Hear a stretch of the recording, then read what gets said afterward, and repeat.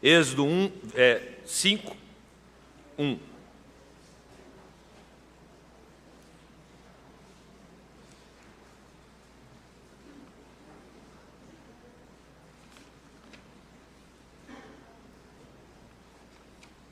Vamos ler juntos esse texto da palavra do nosso Deus? Depois foram Moisés e Arão e disseram a Faraó: assim diz o Senhor, Deus de Israel: deixa ir o meu povo, para que me celebre uma festa no deserto. Oremos. Pai querido, fala ao nosso coração, ilumina a nossa mente, instrua-nos nesta manhã, para que possamos, através da Tua palavra, termos as nossas vidas guiadas pelo Teu Santo Espírito. Ajuda-nos, ó Pai, a vivermos aquilo que o Senhor estabelece para nós, porque certamente é o melhor. Que saiamos daqui alimentados, ó Deus. Essa é a nossa oração no nome de Jesus. Amém. Muita gente gosta de festa. Festa é uma coisa maravilhosa. Alguns não gostam. Preferem ficar em casa e evitam o máximo possível. Outros não. Outros, pode ser a festa do amigo, se sobrou um convite, ele está dentro. Não é? Pastor ama festa. Amém, irmão Valvir? Agora, cada um tem um motivo para gostar de uma festa. Às vezes você gosta de uma festa que você vai encontrar os seus amigos, né? E aí você sabe que vai ter boas conversas, papos maravilhosos. Outros já preferem a festa porque vai ter ali um banquete, né? Um prato delicioso, e vão na festa por causa da comida. Outros preferem festa simplesmente porque eles amam estar nesse ambiente de celebração. Quando nós olhamos para esse texto, ele nos chama muita atenção, e a gente vai perceber daqui um pouco que ele está falando sobre isso, ele está falando sobre festa. Nós estamos no mês de aniversário da igreja da Gávea. É um mês festivo para nós. Dia 27, nós estaremos aqui no culto das 19 horas com o nosso coral Vozes em Louvor, celebrando os 52 anos da nossa igreja, e logo depois dessa celebração, aqui no Salão do 63, nós teremos uma festa, com comida deliciosa, e aí nós estaremos, nesse momento, celebrando o aniversário tão especial da nossa querida Igreja Presbiteriana da Gávea. Então, nós, quando pensamos em festividade, toda festividade ela tem que ter um motivo para acontecer. Tem que ter um motivo para acontecer. A Bíblia vai dizer que nós somos o povo de Deus. E talvez, quando olhamos para esse aspecto bíblico, isso precisa chamar a atenção que, como povo de Deus, nós somos chamados para sermos um povo festivo.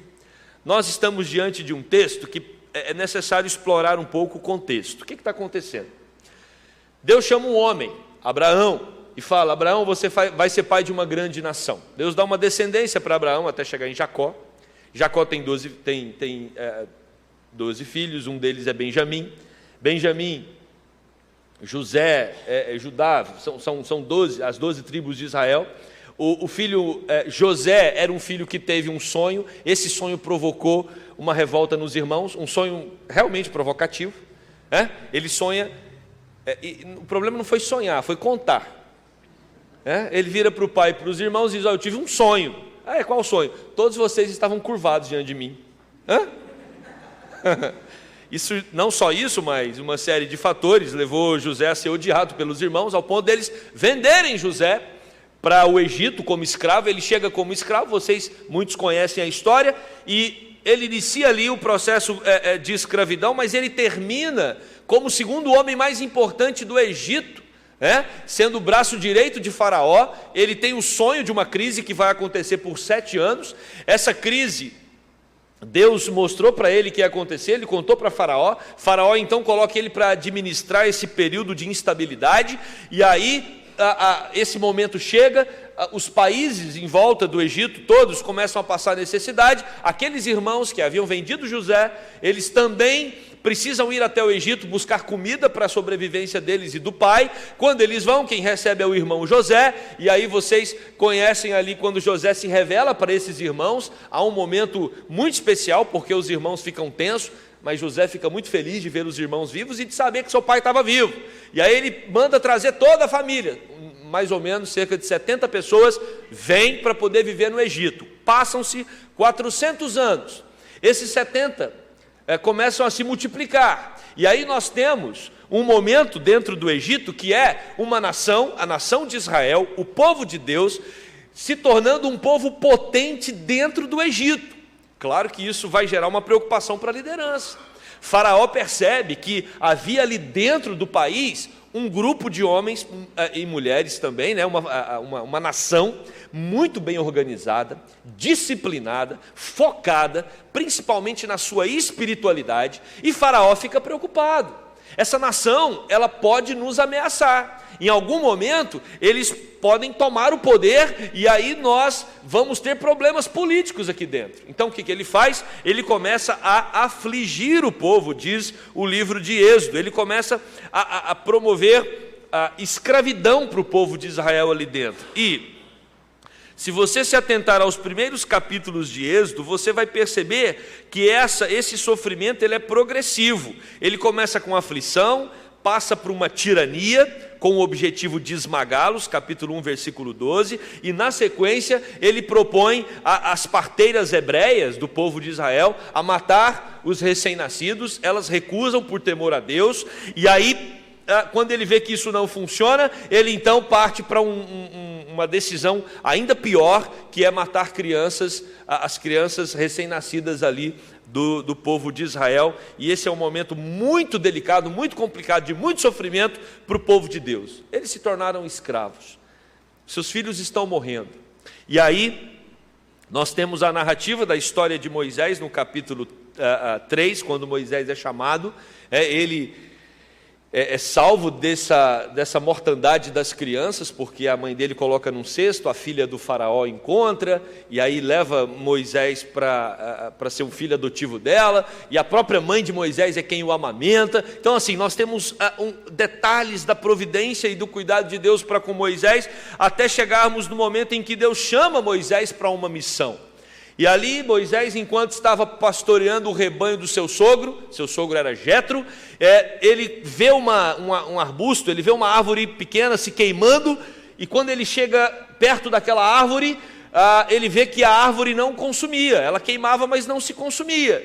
E aí ele ouve uma voz dizendo: Moisés, tire as sandálias, porque o lugar onde você está pisando é santo. Eu sou, né? O eu sou está aqui, o Deus poderoso. E ali Deus começa a falar com Moisés, e Deus diz para Moisés que ele ouviu a aflição do seu povo.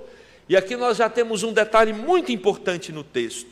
O nosso Deus é Deus que ouve, vê e age a favor do seu povo. Quando nós observamos o ministério de Jesus Cristo, percebemos esses mesmos verbos sendo usados ali no dia a dia de Jesus. Jesus via a aflição do povo, Jesus ouvia o clamor das pessoas, e Jesus agia em favor daqueles que clamavam por ele. Isso mostra com muita nitidez para nós que a palavra de Deus é o livro que revela que Deus está interessado nas nossas causas. E aí isso tem a ver com você hoje, no dia 13 de outubro de 2019, aqui na Rua dos Oitis 63. Deus está interessado na sua vida, Deus se preocupa, Deus ouve o seu clamor. Então, não dá para a gente imaginar, ou não dá para saber quais são as bagagens que você trouxe para esse templo, quais são os problemas, as questões que você entrou aqui com elas. De repente você está aflito como o povo de Israel naquele contexto, preocupado, angustiado. Às vezes seu coração está abatido, às vezes você não está conseguindo enxergar saída para várias questões da sua vida. A palavra de Deus inicial para você é: o seu Deus é um Deus que vê, que ouve e que age a seu favor. Você precisa acreditar nisso pela fé, porque é isso que a Bíblia revela para nós, o cuidado de Deus para com o seu povo. Então Deus fala para Moisés: Moisés, eu ouvi o clamor do meu povo, eu preciso livrá-los. E Moisés então, ao ser convocado por Deus, a reação natural dele é qual? Que maravilha, Deus, você é usado pelo Senhor? Não. Moisés falou: não vou não. Não, você vai. Não vou não. Eu fico imaginando aqui, né? Você vai, mas não vou. Sabe por que eu não vou? Porque eu vou chegar lá e o faraó não vai acreditar. O faraó vai falar assim: você é o genro do Jetro? Aham. Você está dizendo que é para eu libertar o povo? Aham. Não, não vou libertar. Pronto, Deus, ele não acreditou. Vai ser assim. Eu vou, né? Na gíria dos nossos jovens e adolescentes, eu vou pagar um mico. Né? E Deus falou assim para Moisés: Moisés, você está indo em meu nome. Você não está, não é você, sou eu que estou indo através de você. Aí ele, não, beleza, mas eu sou gago. Vocês já viram, depois vocês olham o Gago sendo entrevistado pelo Jô Soares. Se você nunca viu, procura no YouTube. Tem um Gago sendo entrevistado pelo Jô Soares e o Gago está tentando falar e o Jô Soares completa a fala dele. Aí ele fica muito nervoso, ele fala, não faz isso, Jô. Aí o Jô assustou e falou, mas por que não? Porque se você tá certo, beleza. Mas se você tá errado, tem que começar tudo de novo.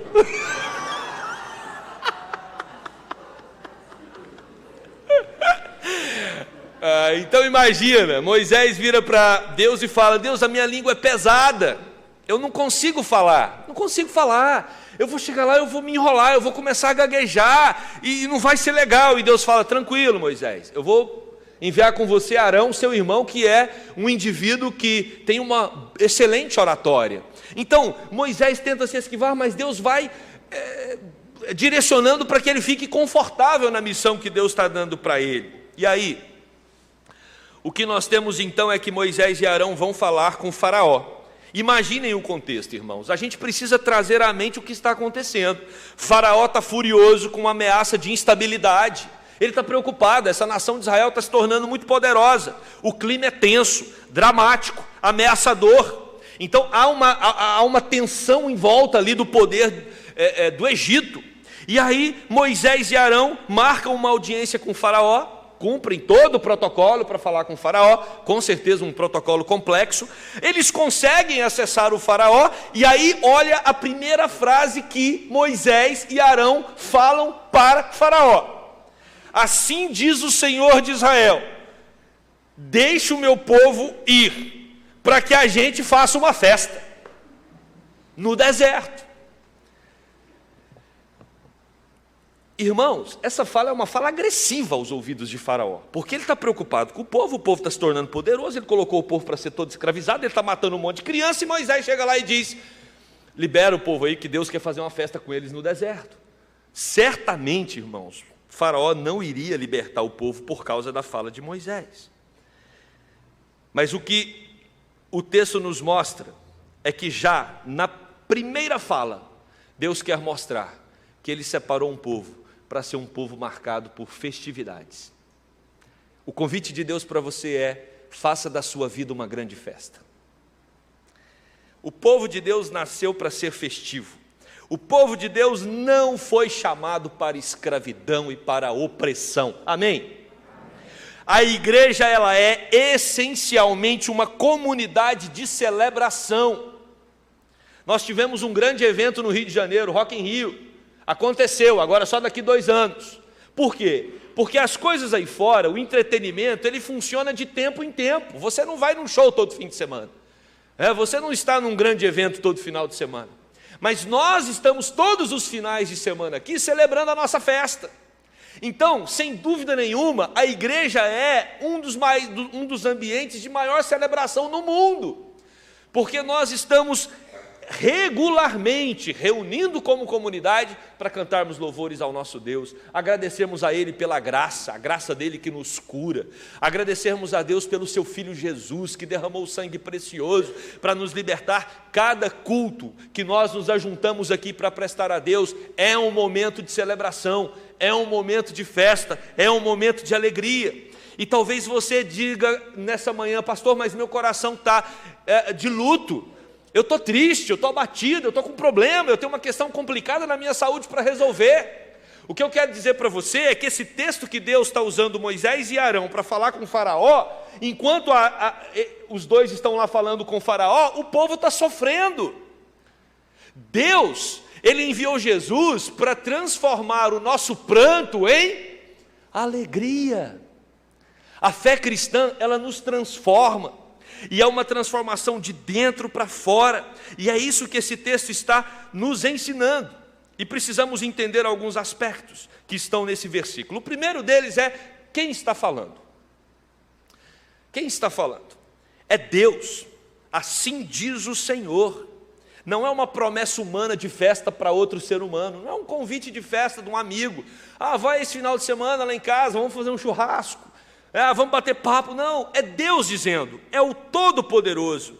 Essa expressão também era utilizada pelos profetas, eles eram os destinatários das mensagens de Deus. Quando um profeta dizia, assim diz o Senhor, as pessoas sabiam que a mensagem não era do indivíduo, a mensagem era de Deus, é Deus falando ao povo. Irmãos, isso é tão sério, que no Antigo Testamento, quando alguém falava, assim diz o Senhor, e dava uma mensagem falsa, ele era condenado à morte. O falso profeta no Antigo Testamento era condenado à morte, porque ele usou o nome de Deus em vão. Então essa expressão é uma expressão muito importante no Antigo Testamento. Quando um indivíduo, um profeta, o próprio Moisés aqui, quando ele falava, assim diz o Senhor, ele sabia o peso que essa fala tinha. E aí nós precisamos entender quem é Senhor aqui no texto. A palavra Senhor aqui é Yahvé, o nome de Deus. Deus, o termo Yahvé significa aquele que é eterno, o autoexistente, o Deus que está acima de tudo e de todos. Sempre estarei sendo, o Deus que não muda. Ele era, ele é e ele há de ser. Então, nós, quando estudamos um pouco esse nome de Deus, Yahvé, nós percebemos que a ideia do nome é mostrar que não há nada e nem ninguém acima dele. Ok, Moisés está aqui, Faraó está aqui, mas ele é Yahvé, acima de tudo e de todos. É ele quem está falando. O autoexistente, o que nunca começou. A nossa mente não consegue acessar a ideia de um Deus que nunca começou. Ele não teve início, ele sempre existiu. E aí você diz, mas eu não consigo entender, mas não é para entender mesmo, porque está acima da nossa capacidade de compreensão. Aí você diz, mas isso é irracional. Não entendo como irracional, entendo como supra-racional. É um conhecimento que foge à nossa capacidade de compreensão. Mas a Bíblia vai mostrar que é Deus quem cria o homem, é Deus quem cria o mundo, é Deus quem cria o tempo. O tempo é uma criação de Deus, e para ser uma criação de Deus, Deus tem que ser maior do que o tempo e estar fora do tempo. Então, é o que nós na teologia tentamos definir como presente constante. Deus, ele enxerga tudo ao mesmo tempo, porque ele é o Yahvé, ele é o que está sobre tudo e sobre todos, e todo o universo está debaixo da sua mão, né? Todo o universo está sob o seu controle. Então Deus diz para Moisés dizer a Faraó que é o Todo-Poderoso, o Eu Sou que está indo lá falar com ele, mas é também o Eu Sou que está fazendo a promessa. E aí, isso precisa gerar temor nos nossos corações. É o Eu Sou que cuida de você. É o Eu Sou que controla a sua vida. É o Eu Sou que consola o seu coração. É o Eu Sou que diz para você, me dá aí esse fardo que está pesado, que eu vou carregar para você. É o Eu Sou, é o Todo-Poderoso, porque lá no Novo Testamento, Jesus vai se apresentar como Eu Sou. Eu sou o caminho, a verdade e a vida. Eu sou a porta. Ele, Jesus, é o Eu Sou. Jesus é o próprio Deus que veio ao mundo, se encarnou e mostrou com clareza para todos do seu tempo que Ele é aquele que veio para cuidar do seu povo. Ele é aquele que veio para transformar a nossa realidade. Ele é o Eu Sou do Antigo Testamento, Ele é o Eu Sou do Novo Testamento, Ele é o Eu Sou da história da humanidade, Ele é o Eu Sou da nossa vida. Por isso nós não podemos sair daqui preocupados, angustiados, porque o seu problema, ele pode ser grande para você, mas você tem que medir o seu problema na dimensão do Eu Sou. Meu fardo é pesado. Como Moisés entendia que essa missão era pesada para ele. Mas o Eu Sou diz para ele, Moisés, quem está indo sou eu, não é você. E Deus está dizendo para você nessa manhã: quem cuida de você sou eu, não é você. Deus cuida dos nossos problemas. Ou a gente acredita ou a gente não acredita. E se a gente não acredita, nós não somos em nada diferente dos incrédulos. Mas a fé foi derramada pelo Espírito nos nossos corações. Cabe a nós apenas acreditarmos que Ele é o eu sou. E o Deus poderoso é quem guia o seu povo, quem sustenta o seu povo, quem ama o seu povo, quem cuida do seu povo. E nós vamos então descansar. Eu deito e durmo tranquilo, porque eu sei que o Senhor está comigo.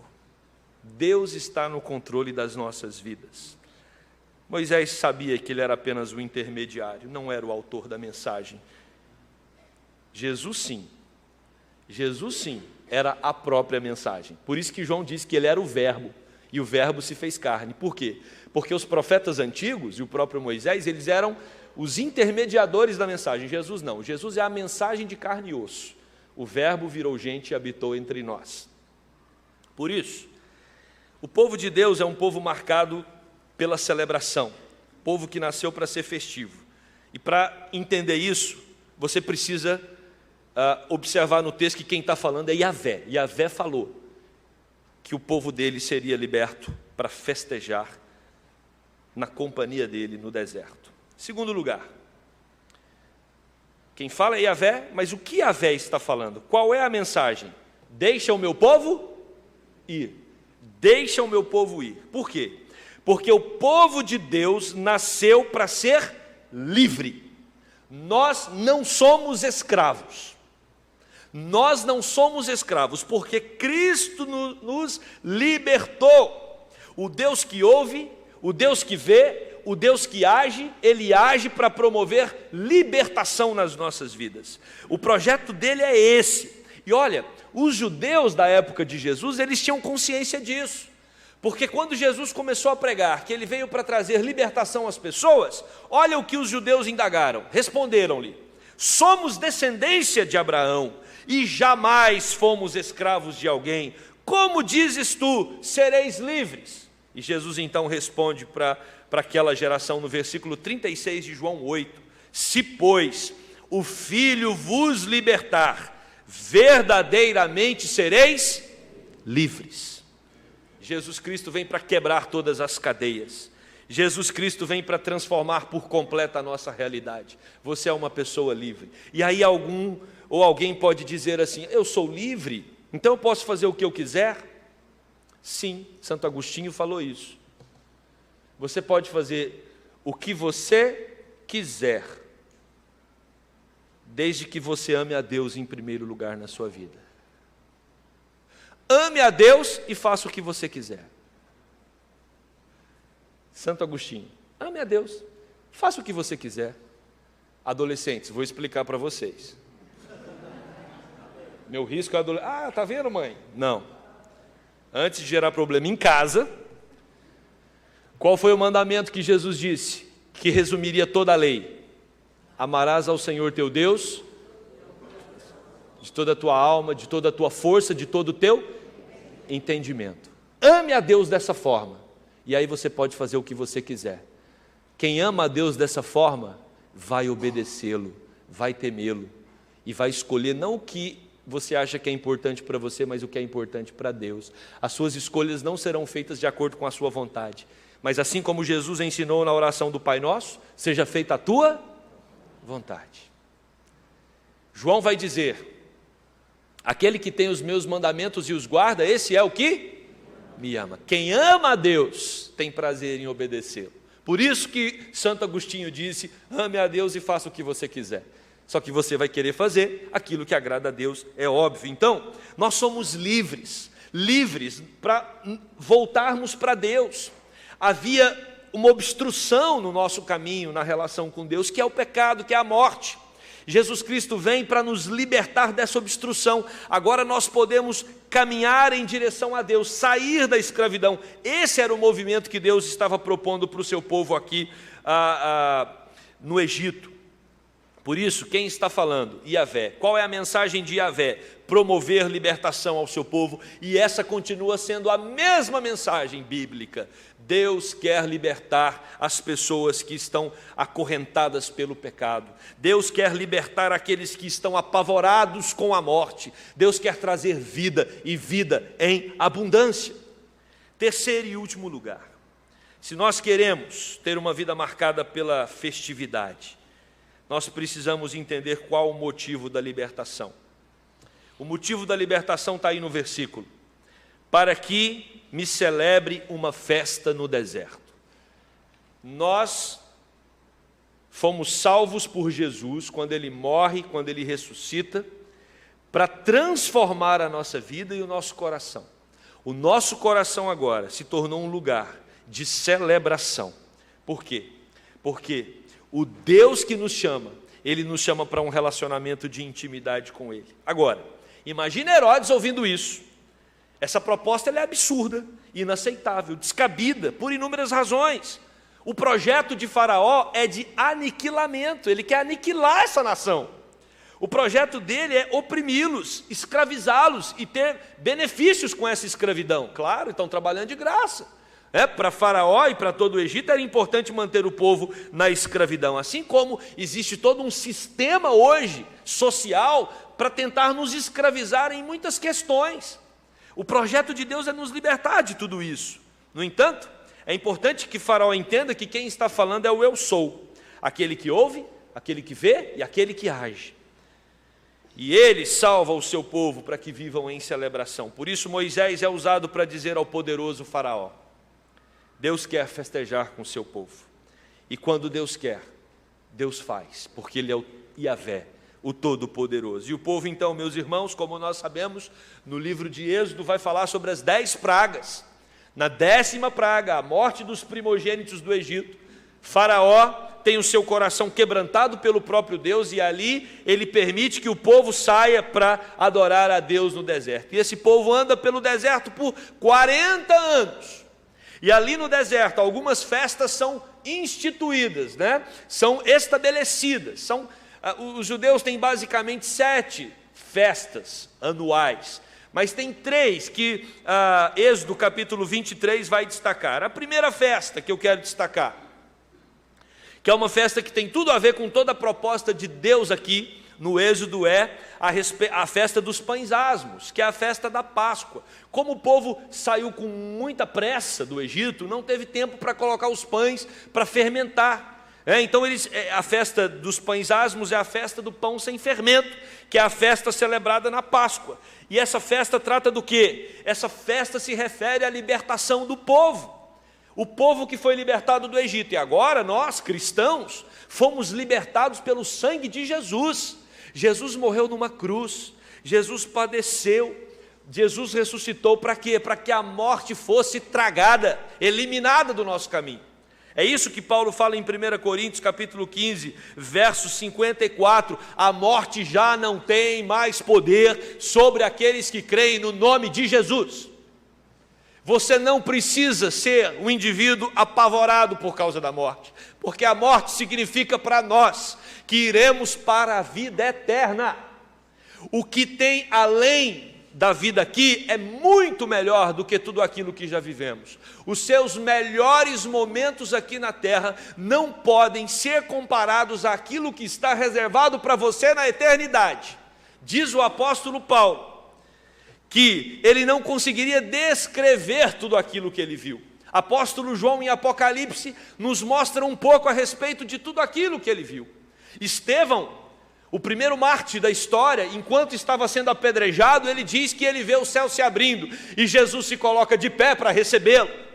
Ou nós cremos nisso, baseado em tudo que a Escritura nos informa, ou nós viveremos em completo desespero nessa terra.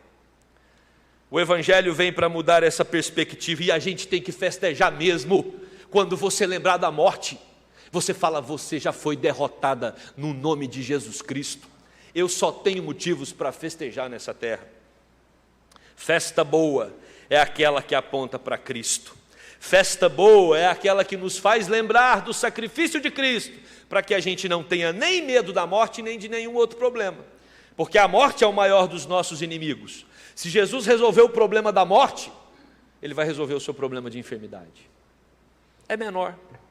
Se Jesus resolveu o problema da morte, Ele vai resolver suas questões financeiras. Não tem problema maior do que a morte. Jesus veio para resolver o problema da morte e dizer para você: eu cuido de você em todas as áreas. Tranquilize o seu coração. Não andeis ansiosos por coisa alguma. Você vai sair aqui da igreja e vai ver um monte de folha seca espalhada na rua dos Oitis. Cada folha caiu porque Deus permitiu. E Deus diz: se eu cuido das folhas das árvores, você acha que eu não vou cuidar da sua vida? Se Ele pagou tão caro para te libertar, foi o sangue do Filho dele, você acha que Ele não vai cuidar de você? A Páscoa diz para nós que Deus é o Deus que nos liberta da morte e cuida da nossa vida em todas as áreas. A segunda festa que eu queria destacar é a festa de cega, ou dos primeiros frutos, ou das primícias. No Antigo Testamento, a festa das primícias era uma festa agrícola, uma manifestação da bondade.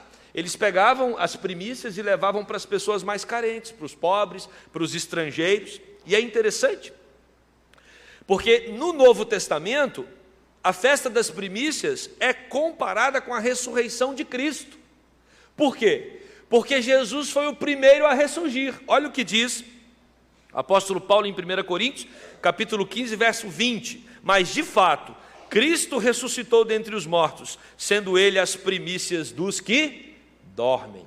Jesus foi o primeiro a ressuscitar. Prestem atenção na sequência das festas. A primeira fala da morte de Jesus. A segunda fala da ressurreição de Jesus. Então nós entendemos que festa boa é aquela que alimenta a nossa esperança. Num mundo desesperado, num mundo sem alegria, num mundo sem paz, num mundo onde as pessoas estão cada vez mais tensas, as pessoas estão se conflituando por coisas tão periféricas, num mundo tão agitado, tão conturbado.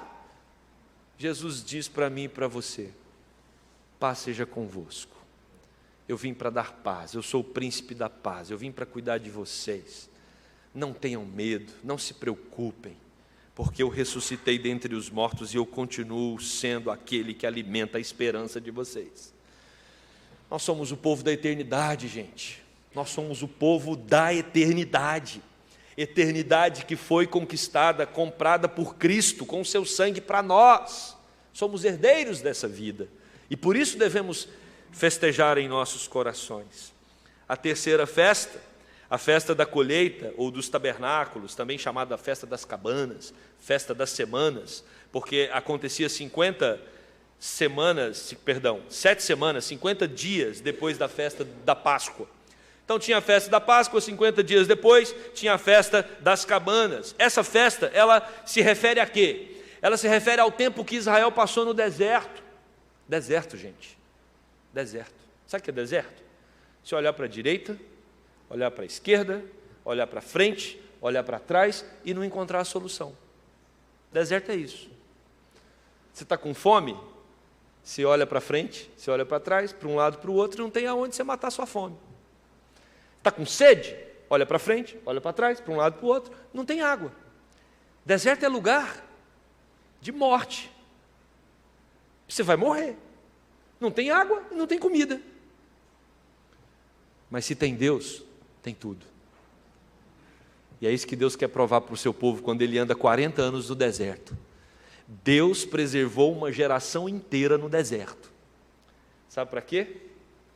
Para que hoje, no século 21, eu e você entendamos que Ele é o Deus que faz brotar comida no deserto. Ele é o Deus que faz brotar água no deserto. E se Ele fez isso por uma geração, Ele vai cuidar dos seus filhos hoje. A gente precisa acreditar, porque está na Bíblia, na palavra de Deus. E vários irmãos têm experimentado isso, e você também pode experimentar. A festa da colheita lembrava então esse período de dependência do povo, de transitoriedade, era um momento. Outra verdade é essa: você pode estar sofrendo hoje, mas o seu sofrimento vai passar. O choro pode durar uma noite inteira, mas a alegria vem pela manhã. O deserto vai passar. É uma certeza que o povo de Deus tem. E é isso que o texto vem nos dizer. E aí, quando você vai no Novo Testamento, essa festa também era chamada de Pentecostes, por causa dos 50 dias. O derramamento do Espírito Santo acontece que dia? No dia de Pentecostes. Derramamento. Deus alimentava o povo com comida vindo de onde? Do céu. O Espírito Santo desceu de onde? Do céu. Para alimentar os nossos corações. Para nos dar vigor espiritual. Para nos dar capacitação. E recebereis poder ao descer sobre vós o Espírito Santo e sereis minhas testemunhas.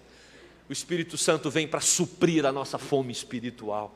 O Espírito Santo vem para suprir a nossa sede espiritual. É Ele quem nos capacita. É Ele que faz a nossa fé ser desenvolvida. Ele nos ajuda nesse processo de desenvolvimento da fé. Por isso, festa boa é aquela festa que o Espírito Santo se faz presente. E você pode aplicar esses 3 conceitos para qualquer festa que você for participar. Festa boa é aquela que aponta para Cristo. Festa boa é aquela que alimenta a esperança. Festa boa é aquela que o Espírito Santo se faz presente. Adolescente, quando você quiser ir numa festinha dos seus amigos, responde essas 3 questões. A sua mãe vai estar com isso escrito, seu pai também. Festa boa não é aquela que tem ambulância na porta para carregar adolescente com coma alcoólico. Isso não é festa promovida por crente, por gente que tem Jesus no coração. Para, adolescente, de insistir com sua mãe, com seu pai, que você quer ir nessa festa. Deus não está presente nessa festa. Pode até estar, juízo. Nós precisamos gostar das festas aonde Deus se faz presente. Essas são as nossas festas. Jesus Cristo gostava de festa, ou não? O primeiro milagre dele, onde ele faz? Casamento. Maravilha. E qual é o milagre? Maravilha, segunda parte. Transforma a água em vinho. Não é isso? Jesus Cristo, quando ele está dando a notícia de que ele vai partir, e ele usa os elementos da Páscoa, o pão e o vinho para isso, ele está no quê? Numa festa, na festa da Páscoa, com seus discípulos, e ele está dizendo, eu vou embora, está aqui o meu corpo, está aqui o meu sangue, comei e bebei. Agora, comam e bebam, mas não se esqueçam, hein? A gente vai se encontrar numa festa futura, e eu vou estar de novo, junto com vocês todos, celebrando a vida que foi conquistada pelo meu sangue. Gente, vocês conseguem imaginar essa festa? Vai chegar um dia que Jesus vai voltar. Essa semana alguém me perguntou sobre a volta de Jesus. Se eu achava que ia ser por agora, ia demorar mais um pouco. E eu falei que vai ser no ano de... Não posso, né, presbítero Wilson? Há uma semana da eleição, imagina se eu dou aqui uma data para a volta de Jesus.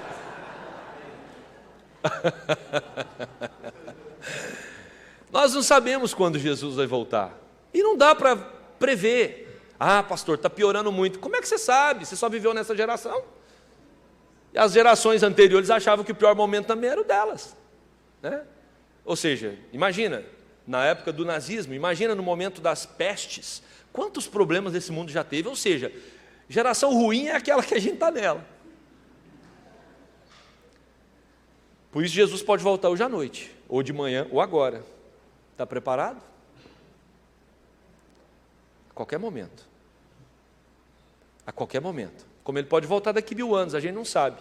O que eu respondi para essa pessoa foi, mais certo é só a ida. Às vezes a gente está preocupado com a vinda de Jesus, a gente vai antes.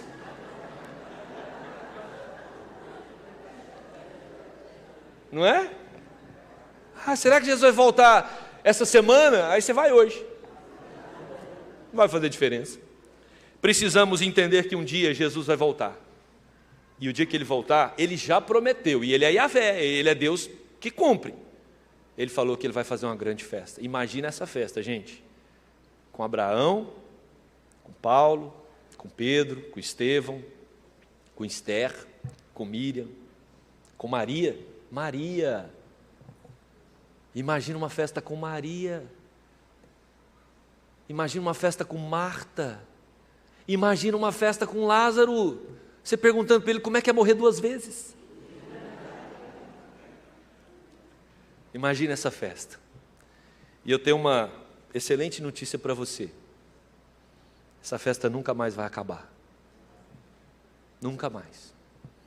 Porque a promessa é de uma festa eterna. Sem hospital. O médico vai estar tudo desempregado. Sem problemas de saúde. Sem imposto. Sem eleição, porque o rei é eterno. Ninguém vai trabalhar para a reeleição. Viveremos num país, num lugar, num céu, lindo céu. Terra que mana leite e mel. Terra que Deus vai se fazer presente na sua plenitude.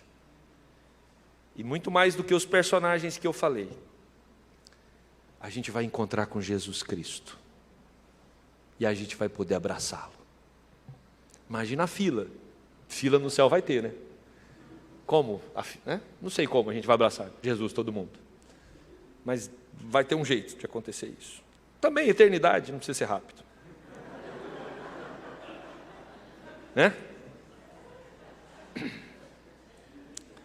Eu quero concluir esse sermão indo para Apocalipse. Saímos de Êxodo e vamos para Apocalipse. Lá quando Jesus fala para a igreja de Laodiceia. Igreja de Laodiceia, não é para o mundo não. Isso aqui não é texto para evangelizar não. Isso aqui é texto para crente. Eis que estou à porta e bato.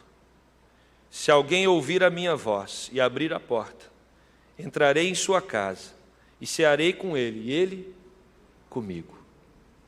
Traduzindo para a linguagem do nosso sermão hoje. Estou na porta do seu coração batendo. Se abrir, eu entro e vamos fazer uma festa. Essa é a promessa de Jesus para o seu povo. Ele veio para que nós tenhamos alegria verdadeira. Só que, de repente, você entrou aqui hoje, no seu coração está assim, o pastor está falando isso, mas meu coração está no deserto. Por isso tem a festa das cabanas. Para você que está com o coração no deserto, a festa das cabanas é para dizer, sabe o quê? Vai passar. Vai passar. Porque é transitório. Deus está com você. Ele vai suprir as suas necessidades. Talvez você entrou aqui hoje dizendo, mas eu tenho uma série de questões financeiras para resolver e não estou conseguindo. Lembra da festa das primícias. Ele é o Deus que supre. Ele é o Deus que supre a necessidade do seu povo. E Ele derramou sobre nós do seu cuidado. Ele derramou sobre nós da ressurreição. A gente pode ficar tranquilo porque Ele venceu a morte, nos deu a vida eterna. E Ele vai sustentar você em todas as coisas. Talvez você entrou aqui hoje desanimado e triste, para você a festa de Pentecostes. Porque quando o Espírito Santo é derramado, o povo ali ficou com uma alegria tão transbordante, que quem estava em volta disse o quê? Tão bêbados. Então o crente, ele tem que ter uma alegria tão contagiante, que alguém do lado, que não é crente, tem que dizer, imagina se bebesse. Uma alegria que não depende da embriaguez. Por quê? Por quê, irmãos? Porque o próprio texto bíblico vai nos ensinar, apóstolo Paulo, não vos embriagueis com vinho, mas enchei-vos do Espírito. Um coração transbordante do Espírito de Deus é um coração transbordante da alegria que vem do Senhor. Por isso, somos um povo que tem todas as razões do mundo para festejar. Festa boa é aquela que aponta para Cristo, que alimenta a esperança e que o Espírito se faz presente. Por isso, entenda que a sua vida é uma grande festa. E comece a celebrar isso hoje no almoço. Que o seu almoço seja um almoço de celebração. Com as pessoas que você estiver ao seu redor. Agradeça a Deus por tudo que Cristo fez na sua vida, pelo alimento que está sobre a mesa e pelo cuidado transbordante dele. Amém? Amém. Que Deus nos abençoe. Vamos orar. Pai querido, o Senhor conhece os corações de todos que estão presentes aqui hoje. O O Senhor sabe quem entrou abatido, quem entrou triste. Como estava Israel no Egito, escravizado, oprimido. Mas o Senhor usou Moisés para ser um instrumento para libertar o povo, porque o Senhor é Deus que nos liberta. E a minha oração no nome de Jesus é que o Senhor liberta o seu povo nesta manhã, de todo sofrimento, de todo padecimento, de todo problema, de toda angústia, Deus, que porventura esteja ferindo seus corações, porque não há festa num coração ferido. Eu peço para que o Senhor derrame cura, Deus, para que o Senhor derrame libertação, cuidado, sustento sobre o seu povo, para que possamos caminhar contigo, celebrando a vida e a vitória em Cristo Jesus. Que o nosso coração seja um coração festivo, que os nossos cultos aqui aos domingos sejam cultos alegres, que celebram essa vitória, e que esta igreja, Deus, continue com essa missão, de espalhar ao mundo a vida que só o Senhor pode dar. Que nós sejamos, Deus, um povo marcado pela presença do Teu Espírito, Espírito esse que tem como fruto a alegria, e que essa alegria, Deus, possa cada vez mais se tornar uma realidade na nossa vida, não porque não temos problemas. O povo de Israel teve problema no deserto, mas eles sabiam a quem recorrer, e nós sabemos a quem recorrer. Recorremos a Yahvé, o Deus Todo-Poderoso que vela por nós, e é ao Senhor que nós bendizemos e glorificamos neste momento. Ao Senhor toda honra e toda glória. No nome de Jesus, amém.